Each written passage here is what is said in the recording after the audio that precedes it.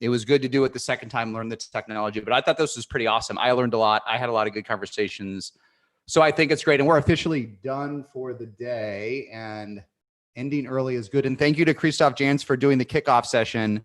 Especially from Europe, it's easier for you to get up early, although I was up. And I thought we could do two things. Folks, we didn't get to Christoph's Q&A, so I'm going to ask him some of his questions and some general ones. And then any questions, and we had a few on SaaS University, I'll pull up too. Anybody that attends wants to ask either of us to just click on the QA in Zoom Q&A, and we'll try to answer more of them.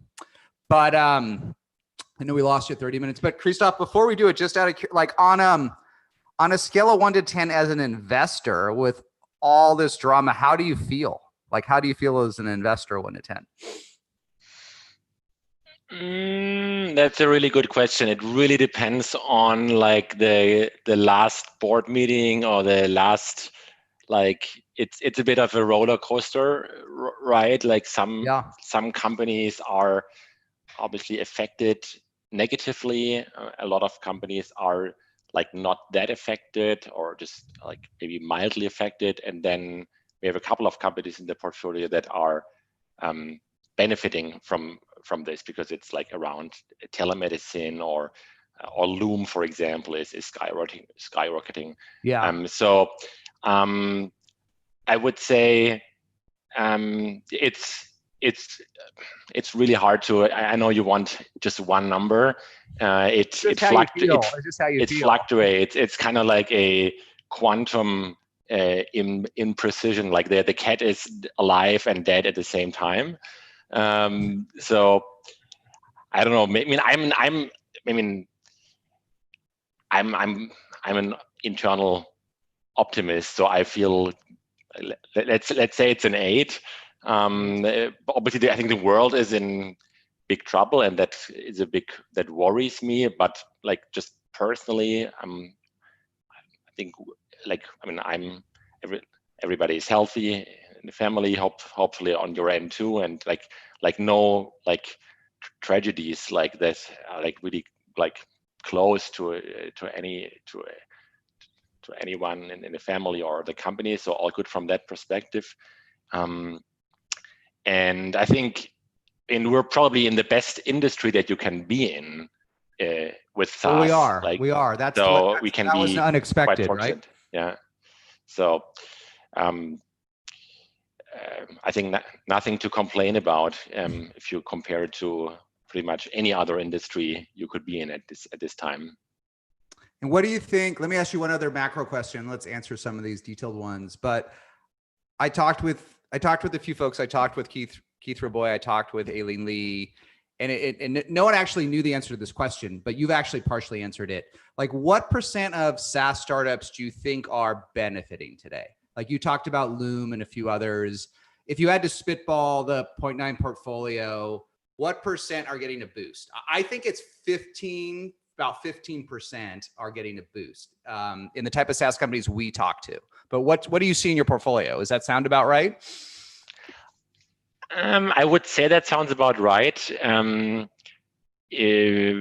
Like I think it's a relatively small percentage that gets this direct boost, like where literally in the 2nd or 3rd week of March, traffic like doubled or tripled in some cases. Yeah, March was really outliers in March, yeah. Right? So we have like maybe like a couple of companies in that category there, but it's also quite nuanced because there are also a few that where originally it looked like they would be highly negatively impacted, but then they changed something and boom, they became a beneficiary. So just as an example, maybe we are an investor in a company called Doc Planner, which is an online marketplace that connects doctors and patients and also provides like back-end functionality for doctors. And initially, it looked like this would be very bad for them because like obviously physical visits to doctors are down for anything that's not an emergency or that's not essential.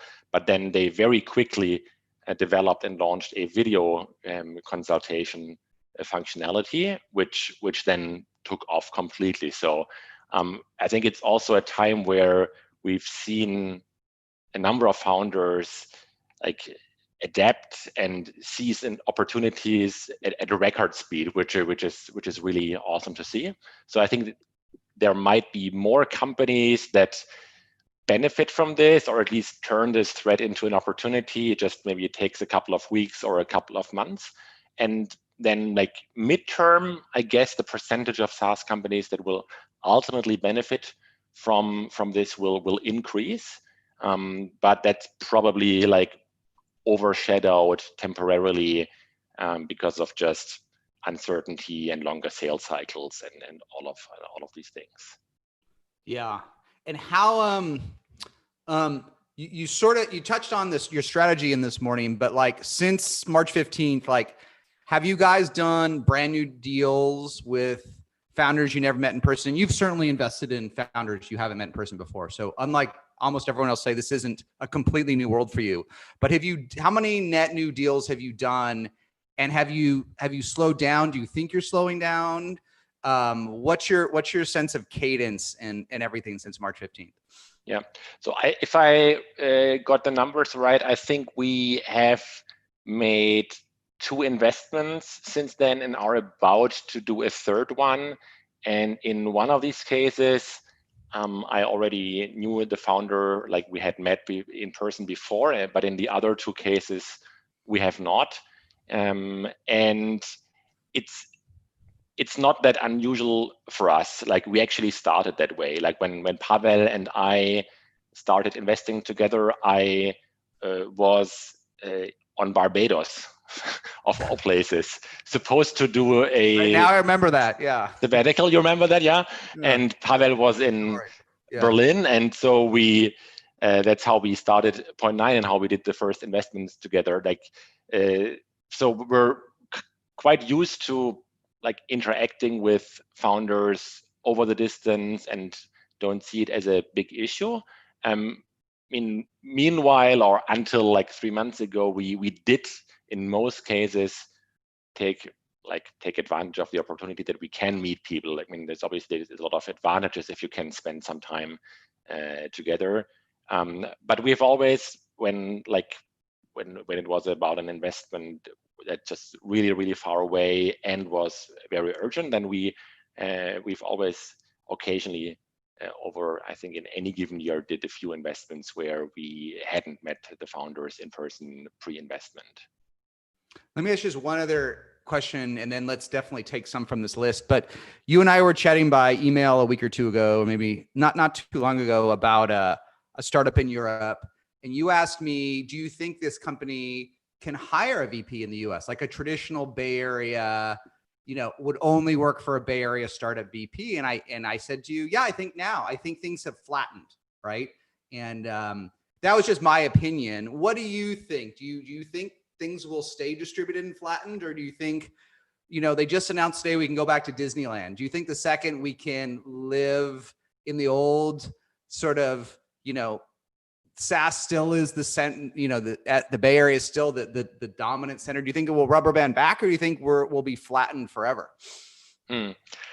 I don't know. That's a big question. I'd love to know the answer. I think it may also depend on how long there will be periods of shelter in place and work from home.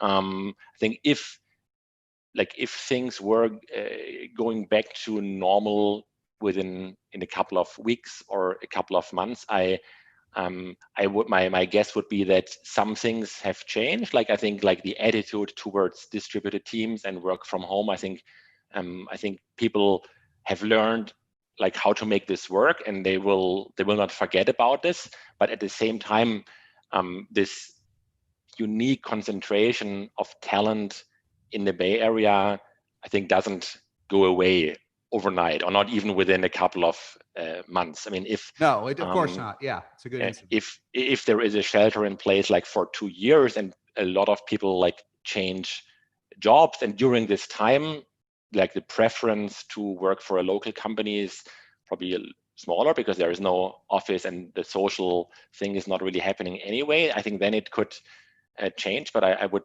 say it'll take some more time. So I think like when we go back, then it's not exactly like to where we came from, but it's also not completely different. I think there will be some changes, hopefully mostly positive ones, but I still think that the Bay Area is unique for lots of historic reasons, and I don't think this will completely go away suddenly. Yep. Let me ask you one. This is a classic question that you could have answered or we could have discussed for the last 6 years, but it's always good to get a May 2020 perspective. Here's the question, and I'll slow it down. But what valuation range is reasonable for a 1 million ARR startup with 50K ACV deals, B2B, and that can get to 10 million in 2 years? That's going to go from 1 to 10 in 2 years today. And I'm sure that you could add a lot of qualifiers to it and asterisks and daggers, but 1 million to 10 in 2 years. They're at 1 million today though. 50K ACV. And let's assume, to make the scenario better, high NPS and high revenue retention, right? Not a churn and burn company. Good cut. 50K, they probably have to be a good customer at this price point, but it's possible, right? What's your guess? This 1 to 10 in 2 years today. What's the startup worth, Christoph? Yeah, very good. I mean, it's a napkin question right here, isn't it? Yeah, it is. I mean, if there are strong reasons to be like extraordinarily confident in this 10 million 2 years later, like if you can convince enough investors that this is actually going to happen, and that they can kind of look at what is the company going to be worth in 2 years when the company has gone from 1 to 10 and then discount from there, then I think that company has a good chance to raise at, I don't know, 30, 40, 50. Because then I think people do the math that if that plan becomes true, then the company is worth maybe 150 or 200 in 2 years. But lots of caveats, like tons of caveats. One being that we're probably not the ones who would invest at that stage. It would be too late for us. So the question is, well, like if this was an existing portfolio company of ours and we would try to get a great deal for them from a great Series A investor. So it's more from that perspective. And I would say in these like 20x or more times ARR, this does not factor in a COVID-19 discount. And I think it's still unclear what that discount looks like. I mean, there is no discount in the public markets right now, right? That's for sure. Like SaaS companies are at an all-time high, maybe because it's a bit skewed by Slack and Zoom, and because there are so many beneficiaries, or the ones that benefit are so big and benefit so much. But on the other hand, maybe to try to answer that question, like if you really expect to grow from 1 to 10, well, then you can't be hit that hard, right? So whatever the COVID-19 discount might be, probably doesn't apply to that company. Yeah, it's a good question. Okay, it's a good answer. Yeah. Let me answer one that both we just got in the Q&A and you sort of got today. You invest. I want to ask a second question after, but you invest both pre-revenue and post-revenue historically. You've invested early. I don't know if you've invested pre-product, you can tell me, but you've certainly invested pre-revenue, right? Even Loom was probably pre-revenue, let alone others, right? Yes. So the question is, when you do invest pre-revenue, how much do you have to have if it's pre-revenue? How much of an MVP? How much traction? When is enough? And what are those KPIs if it's before revenue for you? So we usually want to see a product, like whether it's a beta version or an MVP or a 0.9 version, however you call it. So usually you want to see a a product and like some signals of product market fit, or at least of like customer development, like that founders have done a lot of interviews. So we want, because we usually don't pretend to know like what the market wants or needs. We want to see some, maybe not evidence, but at least some suggestions or signals of there being a need, a problem, and a product that can address that, and founders who can create that product. We've done a few investments that are like even earlier, but this is relatively rare, and usually when we just happen to know the founders, and it's the kind of founder who we've like know so well, trust so well, that we would just invest whatever he or she does as the next thing. But that's not the typical 0.9 capital deal. Like more typical is that the company is somewhere on this trajectory to product market fit, and that there are some signs that users want this, but it definitely doesn't have to come from revenue. Yep. All right, just a very narrow one, but it always, the answer might be interesting is, would you invest in a solo founder? Yes, for sure. We've done this at least a couple of times. It has additional risk. I think like the bar is even higher for that founder, because initially, at least in the beginning, he or she carries just even more load. He or she also has to hire better people earlier than if you start with 2 or 3 people and you can like own the key functions for in the first years. So yes, but I would say the bar is very high for that individual. Yeah. Okay, let me ask you what's that? Go ahead. How about you? Here's what I've learned. So if you'd asked me when we first met and when we started to invest together, I would have said no. I would have said I could barely pull it off myself with great co-founders. And the last thing, and I only want to invest in founders that are better than me. So I don't want to take that risk. That it was just a simple rule. It's just too hard, right? And then obviously you would have missed the Zooms, right? And you would have even missed Twilio if we're clear about it, right? And you would have missed MuleSoft, right? We can point to a lot of examples, and then there's others since then. And then when I reflected on it, I realized that this is both from an investing standpoint and from a founder and life standpoint, is you can find a co-founder later. No, this is true. I believe for most of us as human beings, we need someone else to carry that founder burden.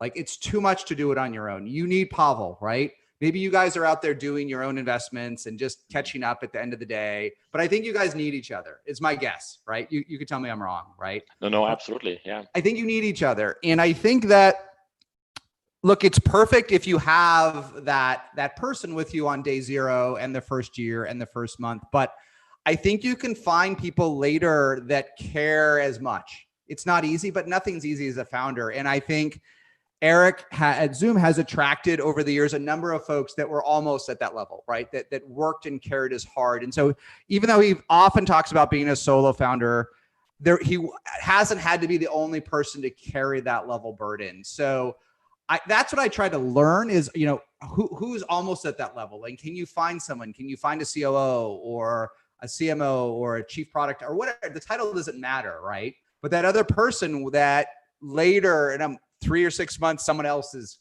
carrying the burden. And I think the best ones find that way, but sometimes they rotate them over the years. Yeah. Right. And I'm also wondering if there are times during the journey where it's hard to add that person, right? I mean, at some point, maybe your VPs become, or your executive team, become these people who can share such a big part of the load, but they don't join in the first years. That's true. So if it's a true co-founder, then it's they are just very, very hard to hire, right? They Very hard. they Yeah, tend to start their own companies. it is hard. Yeah. So are you still looking for that person for SaaStr? You find that helps. Certainly, Amelia, who may or may not be on this, has stepped up and owns a huge amount of SaaStr and has carried a lot of that load, and we couldn't exist. So that's an example of it happening. It does happen. It happened. You know, in the old days at EchoSign, I lost my co-founder. He left after 8 months and went on a year of paternity leave without telling anybody. I really didn't recover in many ways, but ultimately my VP of sales, Brendan, who still works with us, in many ways, he took over that role, not completely, but enough, right? To be a leader, to care as much about the customers and the product as you do, at least a portion of it. Then you have someone else when you shut down the lights and go home and turn off the computer, someone else is carrying that load. But yeah, it's hard to find it like month 3.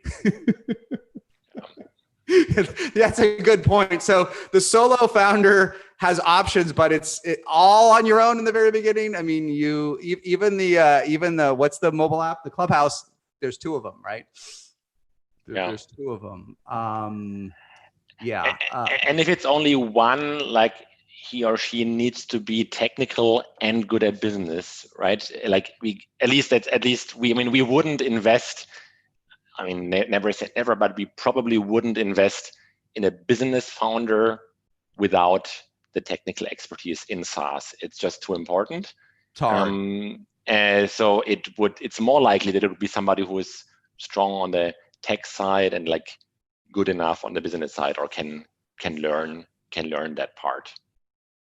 Yeah.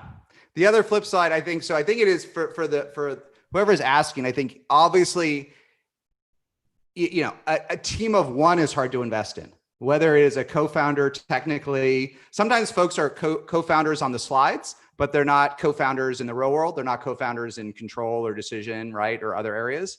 Or equity, right? Yeah, on many levels. So there can be you can have a slide in your deck with 6 co-founders and really only have 1 carrying the load. But it's hard to do it all on your own. It's hard, and for no other reason than it's hard to be good at technology and business and sales, like in the day one, right? You see the great ones like Jeff Lawson, who always talks about how he learned sales and how you have to be great at it, right? But day one, it's hard. It's hard to do it all. Let's see what else we have that might be good or interesting here.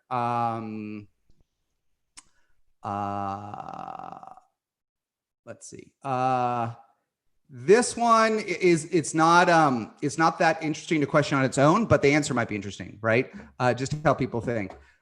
Based on your experience, what does it take for a first-time founder to hire a superstar developer, a superstar from a brand company? Should you try to hire folks from a brand company? Should you try and lure the best folks from the hottest, from the Twilios, from the Zendesks, from the Algolias, from the whatever? Should you try to hire those superstars as a first-time founder, or where do you find the 10Xers? Is the question specifically around developers? Did you say that, or is it across? Beauty to us is you can take the question anywhere you want. You don't actually have to answer the exact question, but yes, the question is around developers. So answer whatever version you want. Yeah. So on developers, I'm not so sure if the brand is as important as it might be in other areas. Happy to hear your thoughts on that. I think when it comes to the VP of sales, I have a pretty strong view that if you are at a stage where you want somebody who has done it before or who has been close to the person who has done it, then that needs to be in a company that has scaled very, very, very fast, like the 1 to 10 or 10 to 30 in like 2 or 3 years, because that is the big task ahead, and it's just very different from any company that grow like traditional company that might grow 10 or 20% year over year. And then using that logic, you basically end up with a great brand, right? And so then you want somebody who has worked at Salesforce, Slack, Zendesk, you name it. But when it comes to developers, I'm not sure if it's as clear that you can only learn the skills and the craft at one of these brand name companies. I mean, you can probably find great developers who worked on maybe some obscure open source projects or maybe consumer apps. I mean, it depends on the stack and the specifically what you want. But I think that would be my initial reaction to that. Okay, this next one, it's a very tactical question for pitching an investor, but I don't know the answer today with Zooms. When there's multiple co-founders or a whole exec team, do you want all of them pitching you on the Zoom? All these windows, or just the CEO? And does this change when you sort of bring the team to the pitch?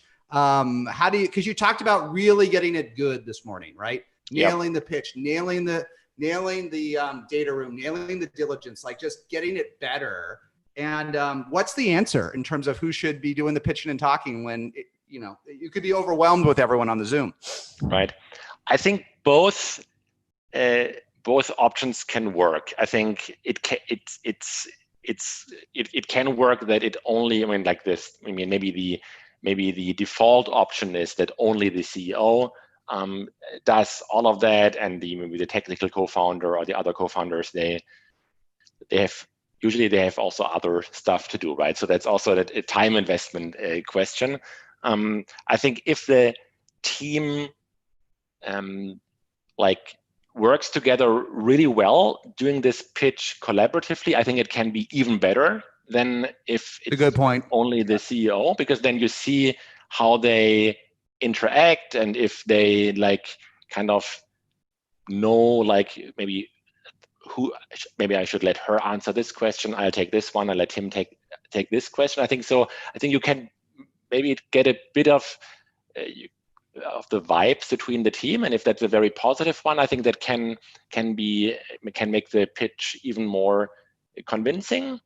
I would also say you don't lose that much if you have 2 or 3 people and only the CEO talks, because we're totally used to that. Right? It's so frequent that there is a CEO. He does all the talking and pitching, and for a CTO, it's perfectly fine to say nothing until you're asked a technical question. Even better if you can get some kind of positive vibe and special insight from each one. But we have a lot of tolerance for super geeky people, totally unpolished founding teams. You're probably, you've done a lot of international investments too, but investors who only invest in US companies are kind of spoiled by the pitching skills of people in the US. We don't grow up like this, or we're not trained like this in Europe. And I think it's even worse from an education perspective in Eastern Europe. So that's, and maybe I'm digressing, but it's actually quite important for us to try to apply these discount factors. If we cannot use the same pattern recognition that you maybe train yourself to when you only work with Bay Area founders, with people from other regions, and also that's language issues and all of that. So we try to not pay too much attention to the pitching itself, but more to the depth of the thoughts and the insights. It's a good reflection. This one, it sounds niche-y, but it definitely ties into your advice this morning of getting more polished, right? Over these times. The question is, and maybe a lot of nuances, the question is, would advisors make good references for first-time founders? And if you don't have great references, if you don't really have a ton of past employers, is that a gating item? Can you not get funded? What do you do when the references aren't there or they're not great? How do you handle that situation? So maybe to clarify, when I said polished, it's what I was mainly thinking about is like the quality of everything that you produce. So yes, it's like the deck, the data, it should be consistent. It should be like the KPIs that you choose should make sense. If you, it should be self-explanatory and all of that. And about like references, when we've invested in like first-time entrepreneurs who didn't have many jobs before, if any, so you can't really reference them in that case. Like there's nobody you could ask. And if there are mutual connections, that's very useful. It just I think is a shortcut. If I can hear from a trusted mutual connection, if I get a thumbs up, that makes things easier. But it's definitely not a deal breaker. It's not like we wouldn't invest in founders if we cannot reference them. Okay, that's a good answer, right? It's not in the top 5 most important things to have great references, right? Right. Yeah. For what it's worth, I think your point was just to be as polished as you can in these times, right? So people can learn more remotely. The only if you look at my LinkedIn, almost all my LinkedIn recommendations are around times I was fundraising. They're a little dated.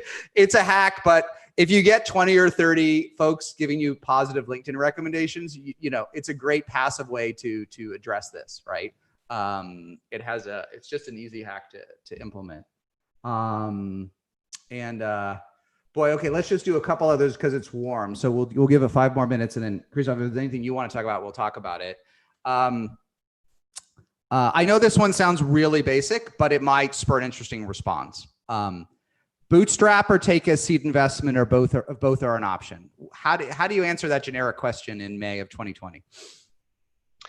You mean if let me see if I can see the question. Or you mean like from the perspective of a founder, like which path is if better? I have a choice, if I can bootstrap or I can take a seed investment, what should I do right now in May of 2020? Should I take a seed investment or should I keep bootstrapping?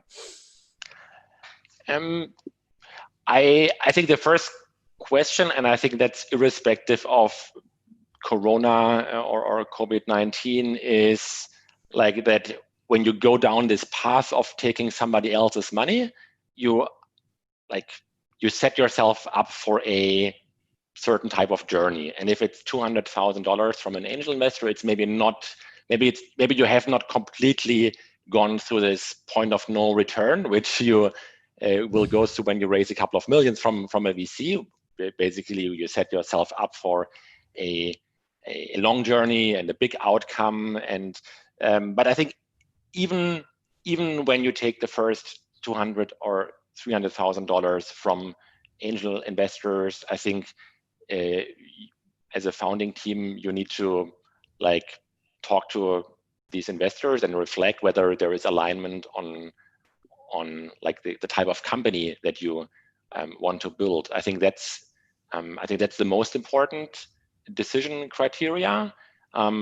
Then whether maybe this additional capital can help you, develop your product faster or do some more experiments in terms of sales and marketing, and it's obviously that's important. But if you're not sure if you want to go after a really big opportunity and have other shareholders on your cap table, then I think you shouldn't do it, even if it would be nice to have some additional cash. I think in that case, it's just better to grow a bit more slowly. Yep. I've thought about this more recently. I'll give you I agree with all of that, of course. I'll give you my more nuanced view though.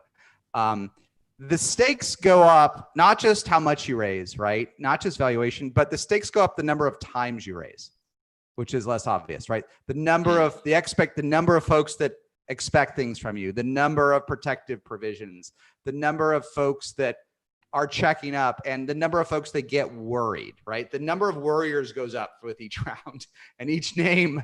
And I think if the real truth is bootstrapping or a small amount of money, and small can vary in geography, right? Maybe in the Bay Area, it's under $1 million, right? Maybe in Berlin, it's under 700,000. Maybe in Lisbon, it's 300,000. I don't know. But whatever the number is, I should know, but I don't. I think if you raise less than that, the real issue is dilution, because true angels can lose their money. Like if you take money from an angel, no one asked the question, but I don't know whether you talked about this with Mikkel when you invested in Zendesk, but should have the discussion. Is it okay if I lose your money? And a pre-seed investor should be able to lose a lot of first checks, right? Not all of them. Yeah. But it's okay. Like if a couple of your investments don't make it in this current 0.9 fund, it's like one check investments.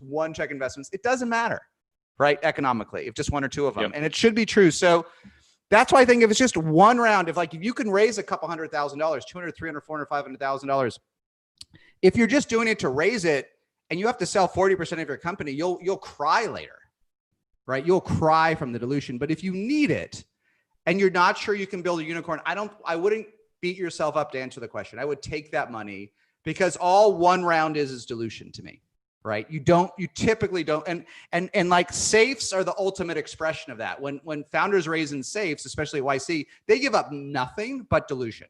They give up no rights, no control, no information rights, no board seat. Sometimes they never talk to an investor ever again. Right? Literally the founder perfect version of a safe, the perfect YC version is literally, I've given up nothing but an unknown amount of dilution in the future, right? And ideally it's uncapped, so it's basically free. Even if it is free, but even if it's capped, if you give up nothing but some future shares, it's still your show. It's your company, right? And I think, for better or worse, I think many founders that only raise on safes run it only as their own company, and that has pros and cons, right? You lose governance. You lose someone to kick you in the rear. You lose a backup plan. You lose a second check. You lose a lot. But also no one tells you what to do when you just have a pocket full of safes by the same token. And then later, if you get really big and you raise it 100 million at 10 billion pre, dilution isn't the issue. It's how the hell are you going to make them 5x their money at $1 billion or $3 billion? Or anyhow, just my view is like, I think don't sweat the first round. Because if they're good investors, they should be able to lose it. But ask them, don't be scared, right? And the worst angel and the worst seed investor is someone that gets nervous when you ask them if they can lose the money. Yeah, right. Totally. And I think the ecosystem has matured as far as I can tell. I think like if you had asked that question to European angel investors 10 or 15 years ago, I think maybe you could have ended up with investors who were not prepared to lose their money and who would therefore also try to have like highly protective, like downside protecting terms. But my sense is that by now most people have understood that it's not about the downside protection. It basically doesn't matter. It's about the upside. Actually, our GC Tillman, you're reminding me of that. He just wrote a blog post. It's about the upside, stupid. That's really, and it's great that we have a lawyer who understands that now. That is a gift. That is a gift. It's really only about that. Yeah. All right. Final question, just because this is a good one to wrap it up in, because it's another meta question or a Zen question. Obviously, someone early stage. It's what are we in week 10 of shelter at COVID-19? I know it's different in Germany than here, but it's crazy times. Would you start a SaaS company today, or would you stay gainfully employed until things get a little better? If I had the right idea and that I am confident in, I would definitely do it. Obviously, it depends on the circumstances of that founder. Maybe it's easier said than done if you have a young family and you don't know how to pay your bills. But I don't know. That's probably always true. I don't know if that is specific to the Corona situation. I guess you could even make the point that your job, which looked secure, is not that secure anymore. It might be. So there is maybe less. Maybe there's less to lose. like in terms of certainty, which maybe lowers the threshold a bit for going all in on the entrepreneurial risk. Yeah, it's a good insight. I think when I think back the 2 times I was a founder with risk, the economy did suck and there wasn't much so there wasn't much downside. If your big company job's going to get laid off or hacked, sometimes the startup is safer. Yeah, and if you start now, like you're not going to sell any product for in the next 12 months anyway or longer, right? So like we have a couple of companies that are like very early stage. We invested in the last 6 to 12 months. They are in product development and talking to customers. So it doesn't matter to them at all, right? So they are too early to be affected by this from a like commercialization perspective. Yeah, in some ways, if you have enough runway, which is hard, but if you have enough runway, it can be like being in college. Like you don't have to worry until you graduate about getting that next job or that next round, right? You can be somewhat insulated from macro issues. All right, it's a good answer. I'll give you, for what it's worth, we can break unless there's anything else you want to say, but I'll give you my answer to whoever answered it. This is another one where like the solo founder, my view has evolved. It hasn't evolved, but it's gotten more fine. I would say, and this is just one person's feedback, right? Just literally one person's. But I think if you're not sure you want to do a startup today, don't do it. Don't get too lured in by your friends, by TechCrunch, by whatever, by the .9 website, because these are the best of times in SaaS and cloud. I think we can agree, right? Even with the crazy multiples, these are the best of times, but there are so many startups today. It is brutally competitive, either directly or indirectly or adjacent. And if you don't want to do this at least for 2 years, you'll fail, right? Someone else in Berlin or London or San Jose will start the same company. So make sure you want to do it. Yeah. It's okay to be worried. We all should be nervous, right? It's a lot of risk. But if you're not sure, wait. You can always start a company in 3 months, right? Wait. If you don't have a great co-founder, wait till you find that great co-founder, right? If you don't have a great idea, wait. Because once you're on that train, you can't get off it, right? Right. And I'm also sometimes wondering if founders sometimes do like maybe not enough like idea validation before they start a company and commit their life to it, right? They never do. Like they should do much more due diligence on an idea than we as investors do, because for us it's just one investment in a portfolio. On the other hand, I also know that sometimes they just know it and I don't know, maybe it's hard to understand why, but where they got this insight from. Maybe it's because of what they did in the last 10 years and what they saw. So and only, I guess, a lot of founders are irrationally optimistic, but that's also necessary. And only after 10 or 15 years, maybe which ones were actually right. Yeah, I think let's break on that. I think it's a good reminder just to highlight, which is if for folks that are early here, before you're starting something, do more diligence, talk to more potential customers. I wrote years ago, the 20 interview rule. If you haven't talked to 20 potential customers, you don't have any right to think about doing a startup, right? And I'll share one story since it's New Venture Day, and then we can break I think defining worst investment's hard to do, right? It's much easier to define best investment, isn't it? Because it's just a number, right? Yeah. But when I think my worst investment, which is in terms of effort versus return, which I think is the most important thing, right? Not money or even its effort. The founder, and there are a lot of attractive things about this company, but the founder came in and explained to everybody, a very young founder, exactly how Salesforce ran its business, like exactly how they ran their business.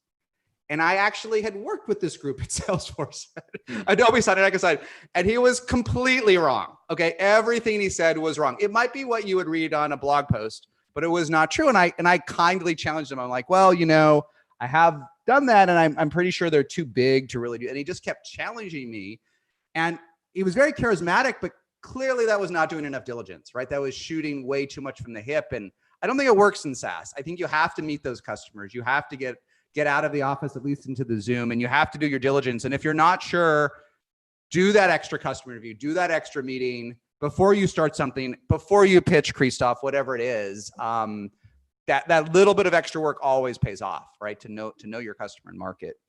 And I remember sitting in that room, I'm like, this guy is so full of crap.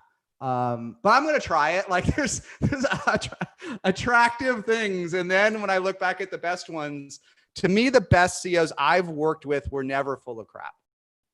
Totally. Yeah. Right. They might've been like totally aggressive. They might be less aggressive, but they always spoke from truth. They always spoke from data. They always had done their homework, and they didn't cut shortcuts there. But anyhow, thanks for staying up late. I always get my time differences wrong. I got to get better. Anything you want to hit or touch on last before we break? No, thanks for organizing this to you and your team. Thanks for inviting me, and looking forward to the next time. Let's see if next time will be virtual again, and eventually in San Jose, hopefully. It will be. It won't be in San Jose until next year, but it will be. All right. Well, thanks for being our bookends at the beginning and the end. You're a good friend of ours and mine, and we'll chat soon. Thanks, man. Thank you, Jason.